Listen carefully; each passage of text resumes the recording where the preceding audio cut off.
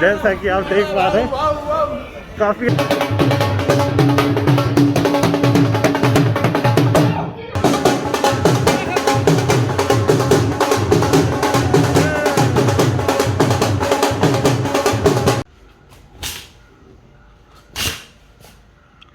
Hello guys, मैं मयंक चौधरी और welcome back to the second blog. ये हमारा है नेक्स्ट डे ट्रिप का। तो पहले जो मैंने पहला ब्लॉग छोड़ा था, हम कटरा में एंटर होने ही वाले थे। पहले आप वो देख लो, फिर इस ब्लॉग की कंटिन्यू करते हैं। उससे पहले आप देख लो, यहाँ मतलब कल पूरी रात बारिश हुई है और ऐसे कुछ पहाड़ लग रहे हैं। आप रोड को भी देखोगे तो सब गीला है। तो पहले आप कल वाला ब्लॉग देख लो, फिर इस ब्लॉग को कंटिन्यू करते हैं हम। एक चीज़ और मैं बोलना चाहूँगा, जैसे अभी 10 सवा 10 बज रहे हैं रात के, और मेन तो आपको पता ही होगा हुंडई वेन्यू जो भी यूज़ करते हैं, मतलब जो भी उसके ओनर है, लाइट कितनी कमज़ोर और बकवास देखने को मिल जाती है। तो अगर आप ऐसी घाटी में अगर आते हैं ना, हुंडई वेन्यू की जो स्टॉक लाइट आती हैं उससे, तो आपको 101% काफ़ी दिक्कत आएगी। वहीं आप मेरी हेडलाइट का थ्रो देखोगे तो काफ़ी शानदार थ्रो है, हाई बीम और लो बीम करके। अगर मैं आपको दिखाता हूँ तो कितना प्यारा डिपर पड़ता है, और इससे अभी तक कोई दिक्कत नहीं आई मुझे, क्योंकि मैंने 90-100 के बल्ब अपग्रेड करा रखे हैं। काफ़ी वही बोलते हैं कि भाई आपकी हेडलाइट नहीं फूक जाए। करीब 4-5 घंटे से हेडलाइट कंटिन्यूसली जल रही है, तो कोई दिक्कत नहीं आती। मैं अपनी गाड़ी में क्यों नुकसान करूँगा। और अगर आपको बल्ब चाहिए और बल्ब अवेलेबल नहीं हो पा रहे, तो आप कमेंट कर सकते हो, या फिर गूगल फॉर्म की लिंक आ रही होगी इस वीडियो में, आप उसको भर देना अगर आपको बल्ब चाहिए तो। काफ़ी सब्सक्राइबर्स ने ऑलरेडी मंगा लिए। अगर आप रह गए तो आप गूगल फॉर्म की लिंक आपको डिस्क्रिप्शन बॉक्स में मिल जाएगी, आप उसको फिलअप कर देना। ये चीज़ काफ़ी एसेंशियल रहती है। आप देख पा रहे होंगे हाई बीम लो बीम कितनी प्यारी पड़ रही है, क्योंकि नाइट ड्राइविंग में कॉन्फिडेंस हमें चाहिए होता है। कॉन्फिडेंस हमारा बिल्डअप होता है विजिबिलिटी से।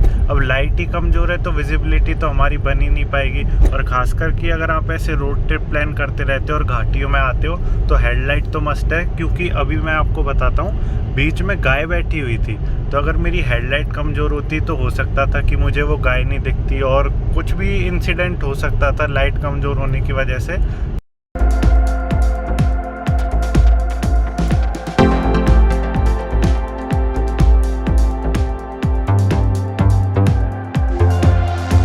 टाइम मैं आपको दिखा देता हूँ। टाइम आप देख सकते हैं 10:35 हो रहे हैं। तो सुबह के 6 बजे के निकले हैं और 10:35 हो रहे हैं, तो काफ़ी परेशान हो गए। तो अब तो रूम में जाकर सीधा रेस्ट करेंगे। रूम भी मैं आपको दिखा दूंगा कैसे हैं। फ़िलहाल एक बार ओवरव्यू ले लेते हैं अपनी वेन्यू का। 12,877 किलोमीटर टोटल ये चल गई है। उसके बाद अगर हम देखें तो 20.9 का माइलेज दे रही है, और 819 किलोमीटर की टोटल जर्नी हमने कवर कर ली। मतलब ये कह सकते हैं हमारे घर से 819 किलोमीटर दूर है वैष्णो देवी माता। उसके बाद जब से अपन ने मतलब टंकी फुल कराई 732 चल गई। तो ये कुछ तो ओवरव्यू है, और जो गाड़ी में थकान वकान हुई है उसकी बात अगली वीडियो में करेंगे, क्योंकि इस टाइम मैं भी थोड़ा परेशान सा हो रहा हूँ। तो मैं आपको होटल का रूम दिखा देता हूँ और फिर रेस्ट करने चलते हैं, क्योंकि मैं भी काफ़ी परेशान हो रहा हूँ। और अब आपसे सीधे मिलूंगा मैं नेक्स्ट डे। तो अब मैं आपको रूम दिखा देता हूँ। रूम कुछ ऐसा है, मतलब सिंपल सोबर सा रूम है, काफ़ी बढ़िया है देखने में। तो ऐसे 800 रुपये इसका टैरिफ मुझे पड़ा है। 4 रूम हमने लिए हैं, और ऐसा कुछ इसका वॉशरूम है, आप देख पा रहे होंगे। तो 800 रुपये का ये पड़ा है। फ़िलहाल आप टाइम अगर देख पा रहे हो तो 11 बज रहे हैं। खाना खाने जाते हैं अब हम ढाबे पे, क्योंकि बाकी सब चीज़ तो यहाँ बंद हो जाती है।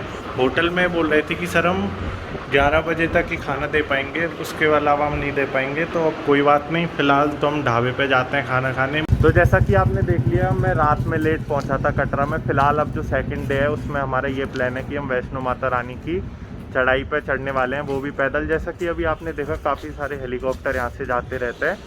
फ़िलहाल अभी टाइम 11:20 हो रही हैं। देखते हैं क्या उधर प्रोसीजर रहता है। सारी चीज़ मैं आपके साथ शेयर करूँगा, ताकि अगर आपका भी यहाँ आने का मन है, वो भी फर्स्ट टाइम, क्योंकि मेरा भी फर्स्ट टाइम है, तो आपको एक आइडिया हो जाएगा कि किस किस चीज़ की रिक्वायरमेंट होती है, और ख़ासकर कि कोविड टाइम में क्या क्या प्रिकॉशन चल रहे हैं। तो अब जल्दी से, ये हमारा होटल है, यहाँ से निकलते हैं और चलते हैं वैष्णो देवी माता की चढ़ाई की एंट्रेंस पर। तो ऐसा कुछ यहाँ से मेन एंट्रेंस है, यहाँ से हमारी चढ़ाई स्टार्ट हो जाती है और मेन एंट्रिंग पॉइंट पे आ गए हैं। काफ़ी अच्छा लग रहा है और काफ़ी बढ़िया वाइब आ रही है।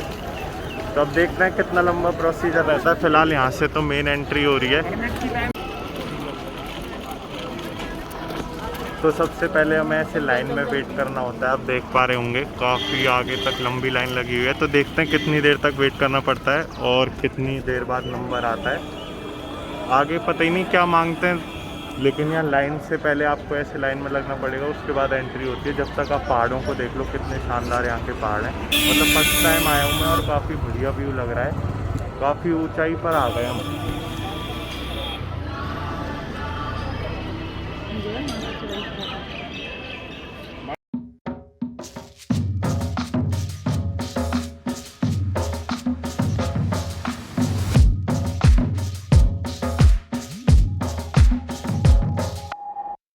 तो बाहर जो लाइन लग रही थी वो थी चेकिंग की।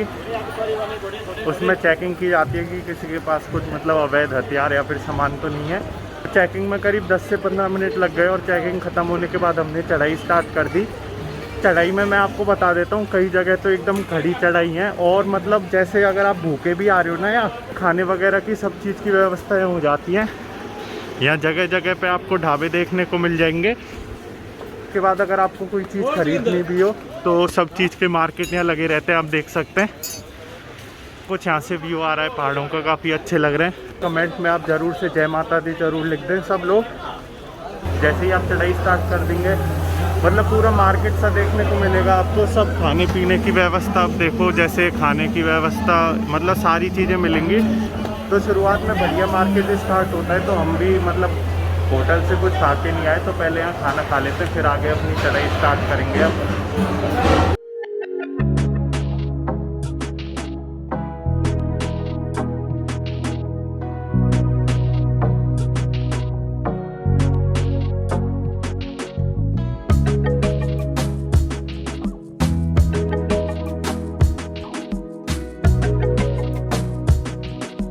तो अगर आप कुछ डिस्टेंस कवर कर लें और अगर आपको थकान महसूस हो तो यहाँ बैठने की व्यवस्था और पंखा रहता है, और आपको भूख लगे तो आप यहाँ से कुछ भी ले सकते हैं। तो फिलहाल यहाँ 1 आध मिनट बैठ जाते हैं।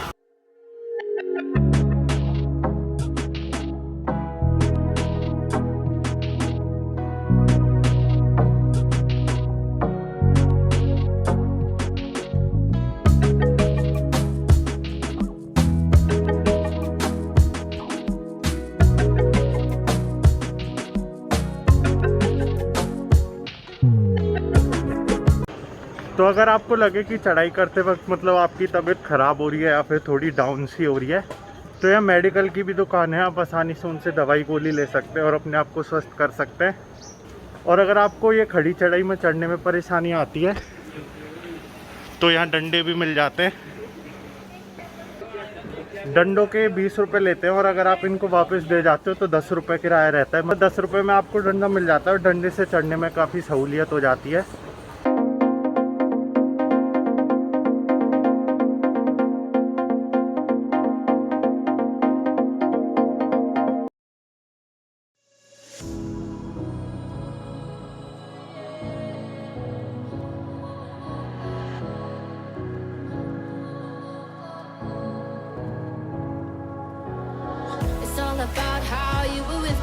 के साथ साथ यहाँ पालकी भी जाते हैं, जैसा कि आप देख पा रहे हैं 4 बंदे पालकी को लेकर जाते हैं। तो लेकिन अब आप लगाओ, एक अकेला आदमी मतलब चढ़ाई कर रहा है और वहीं ये किसी आदमी को अपने कंधों पे रख कर लेकर जा रहे हैं, तो ये भी काफ़ी कठिन काम होता है जो पालकी ले जाते हैं। तो उनको लिए भी आप वीडियो को ज़रूर से लाइक कर दें।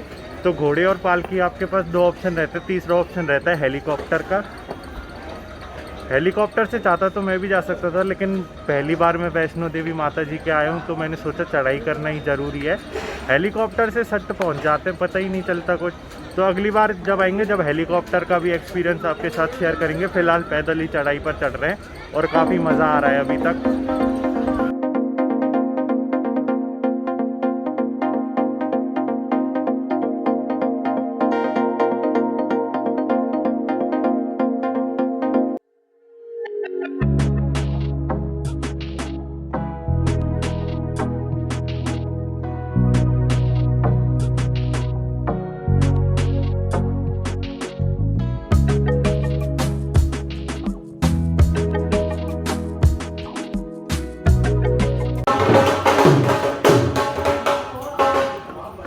आपको बोरियत महसूस होती है तो यहाँ ऐसे ढोलक ये ढोल से भी बजाते रहते हैं, जिससे आपका मनोरंजन हो जाता है।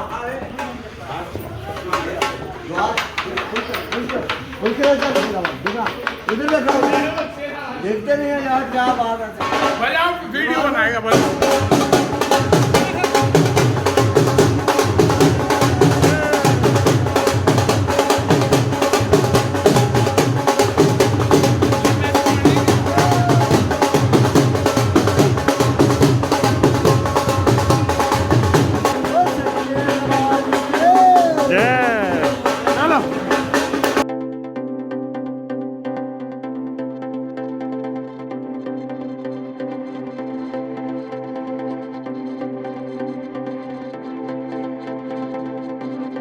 तो अगर आप थके हुए या लो महसूस करें तो जगह जगह पे ऐसे ढोल बजाने वाले मिल जाएंगे, जिनके ढोल की ताल सुन के आप एकदम जोशीला और बढ़िया फील करेंगे, जिससे आपकी सारी थकानें मिट जाएंगी।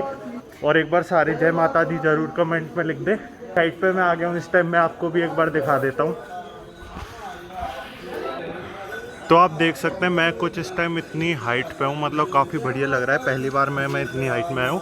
और अगर नीचे दिखाऊँ तो मेरे जस्ट नीचे बिल्कुल खाई है, और यहाँ से आप ऐसा कुछ दृश्य आता है वैष्णो देवी माता की चढ़ाई जब आप करते हैं वहाँ के। अगर आप पहाड़ पे थोड़ा सा रुकते हैं, ऊंचाई पे पहुंचकर काफ़ी अच्छा फील आ रहा है, मतलब काफ़ी अच्छा मौसम यहाँ पे हो रहा है।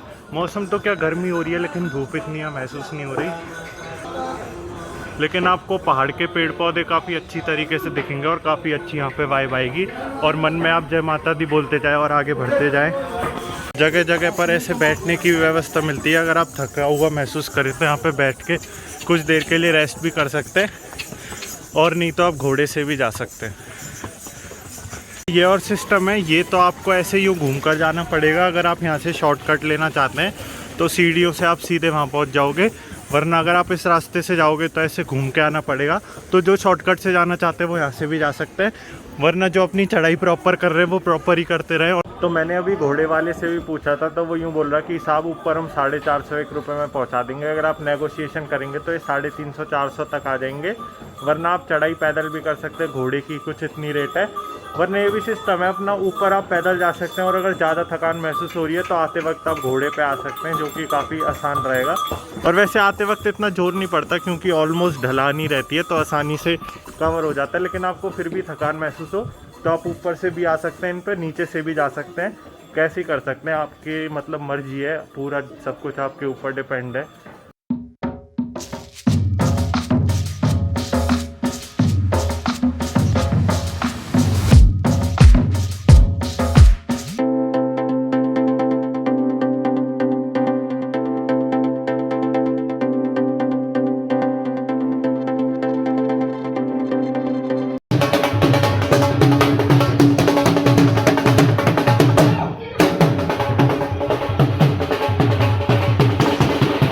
घर से पानी नहीं लाते तो कई सारे पानी के पॉइंट भी ऐसे मिल जाते हैं जहाँ आप पानी पी सकते हैं। फ़िलहाल 1.25 घंटा हो गया है चढ़ाई करते करते, और इतनी कुछ ऊंचाई पे आप पहुँचे। अब ये तो मुझे भी अंदाज़ा नहीं है यहाँ से और कितनी दूर है। वैसे वैष्णो माता देवी की चढ़ाई को 14 किलोमीटर की बताते हैं, अप्रोक्स 5-6 किलोमीटर तो मैं चल लिया हूँगा। तो देखते हैं 5-6 किलोमीटर की जो यात्रा बची है वो कितनी देर में और कवर हो पाती है।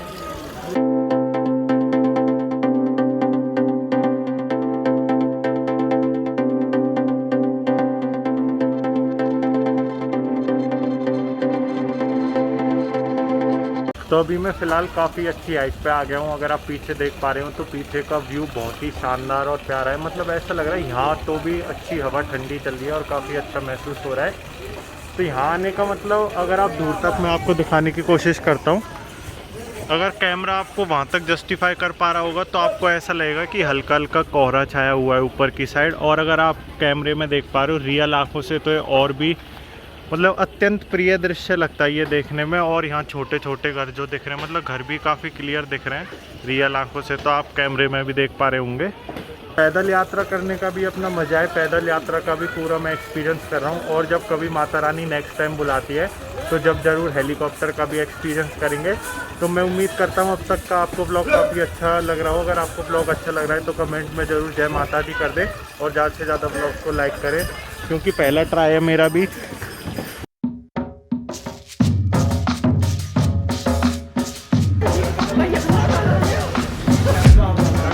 ये तो फोन लेके फेंक दे जुआन।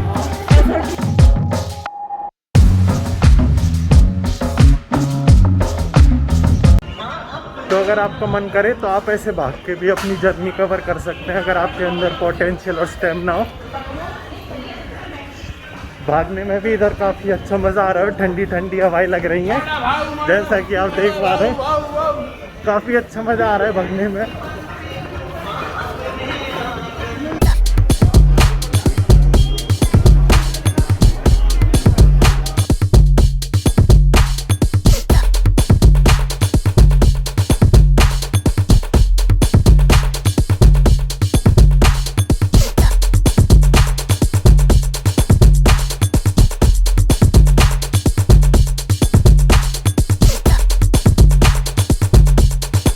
एरिया का जो टिन शेड है वो पत्थरों के कारण गिर गया और उसके बाद पत्थरों की कुछ ऐसी व्यवस्था कर रखी है। आप ये ऊपर देख पा रहे होंगे, नेट से लगा रखे हैं ताकि पत्थर आए तो भी मतलब काफ़ी ज़्यादा बचाव हो जाए, काफ़ी सही है। और आप देखो ये क्या पत्थर की कटिंग करी है।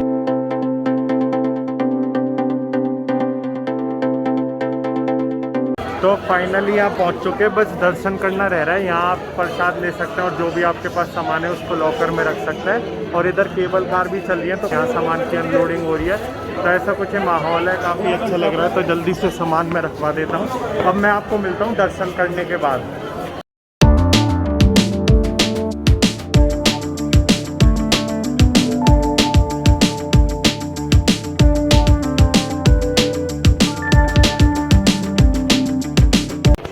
तो अभी भैरव बाबा और वैष्णो माता दोनों के दर्शन हो गए, मतलब काफ़ी अच्छे से दर्शन हो गए, ऐसा कोई भीड़ नहीं थी। और जो आप वैष्णो देवी के दर्शन करोगे और माता रानी के पहली बार आते हो तो गुफा में जाके है माता रानी और सरस्वती माता, काली माँ और वैष्णो माता तीनों आपको एक ही जगह मिलती है। तो काफ़ी बढ़िया एक्सपीरियंस था।